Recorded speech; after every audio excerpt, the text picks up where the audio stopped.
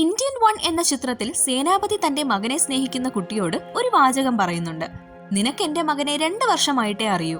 ഞാൻ 30 വർഷമായിട്ട് അവനെ സ്നേഹിക്കുന്നു. നിന്നേക്കാളും വിഷമം ഞാൻ അനുഭവിക്കുന്നുണ്ട്. ഈ ഡയലോഗ് പറയുന്ന സേനാപതിയുടെ കണ്ണ് നിറഞ്ഞൊഴുകുന്നുണ്ടായിരുന്നു.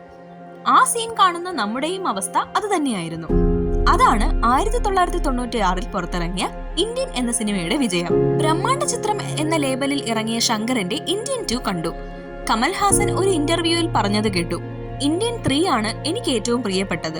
അതിൽ പങ്കുചേരാൻ വേണ്ടിയാണ് ഞാൻ ഇന്ത്യൻ 2 അഭിനയിച്ചത് എന്ന്. അത് കേട്ടപ്പോൾ തന്നെ ഒരു അപകടമണി മുഴങ്ങിയതാണ്.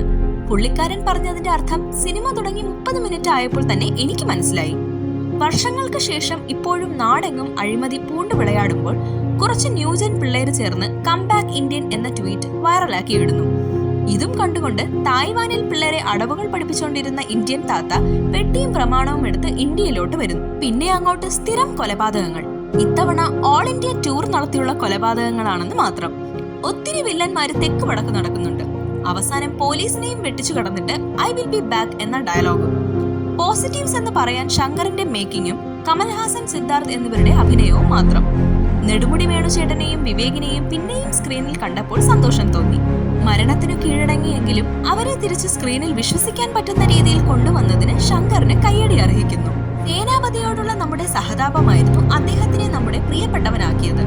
ജീവിതത്തിന്റെ നല്ലൊരു പങ്ക് രാജ്യത്തിന്റെ സ്വാതന്ത്ര്യത്തിനു വേണ്ടി പണയം വെച്ച ആ മനുഷ്യന്റെ ജീവിതത്തിൽ നടക്കാൻ പാടില്ലാത്തതൊക്കെ നടക്കുന്നു.